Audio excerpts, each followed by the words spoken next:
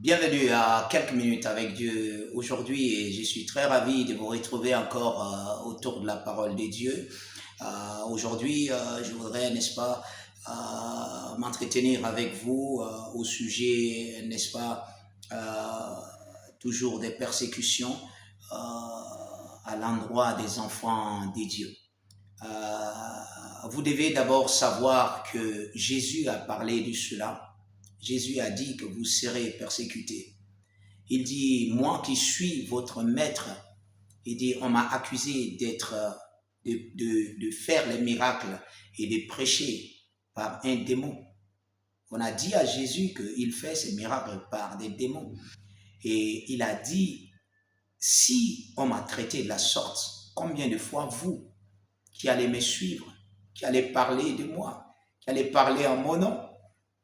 Et vous savez, si vous vivez votre vie chrétienne tranquillement, d'accord, vous ne dérangez personne, vous ne prêchez pas l'évangile de Jésus, vous êtes dans votre coin et puis vous ne faites rien du tout, vous n'avez aucun impact, vous êtes juste chrétien. Déjà même pour reconnaître que vous êtes chrétien, il faut que quelqu'un cherche, ou bien on ne sait même pas ce que vous êtes. Vous suivez tout le monde tranquillement, vous êtes envahi par les gens tranquillement, alors que vous avez le plus grand qui réside en vous. Alors là, vous serez accepté parce que vous ne troublez pas le diable, vous ne dérangez pas son travail. Il peut, à côté de vous, dans votre même propre maison, il peut s'aimer la pagaille là-bas, s'aimer le désordre là-bas. Les gens peuvent être malades à tout temps. Le diable peut avoir n'importe qui comme il veut et jusqu'à même s'aimer la mort là-bas. Il peut amener, n'est-ce pas, il vous tient comme ça et vous êtes un chrétien faible. Vous êtes tellement faible, c'est ce que le diable veut. Mais quand vous êtes quelqu'un de rempli du Saint-Esprit, vous comprenez le langage de l'Esprit de Dieu et que vous prêchez l'Évangile et que partout, vous ne laissez pas. Vous voyez, le diable est constamment dérangé. Son programme, son plan dans votre famille, autour de vous, dans votre quartier, dans votre village ou dans votre ville est anéanti par vos œuvres, par votre action de foi. Alors là, vous êtes la cible du diable. Oui, c'est pour ça que nous sommes la cible du diable. Jésus l'a dit clairement. Et la Bible dit, ceux qui veulent vivre pieusement en Jésus-Christ seront persécutés. Je vous lis une histoire, une révélation que le prophète Ésaïe a fait dans le livre d'Ésaïe, le chapitre 43, le verset 2. Il dit, si tu traverses les eaux, je serai avec toi. Et les fleuves, ils ne te submergeront point. Si tu marches dans le feu, tu ne te brûleras pas et la flamme ne t'embrasera pas. Gloire à Dieu.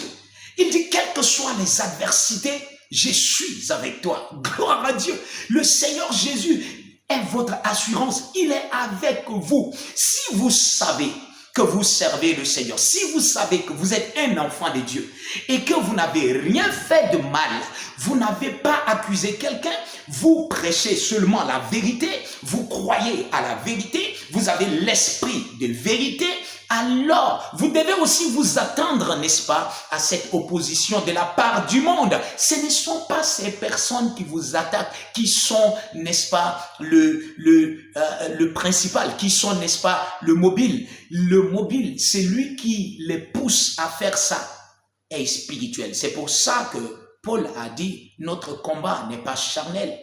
Vous voyez, et nos armes ne sont pas charnelles, parce que nos armes sont spirituelles. C'est contre les esprits, contre le diable et sa cohorte des ténèbres, qui nuisent donc au travail de l'évangile. Une des choses que vous devez savoir, vous devez vous réjouir.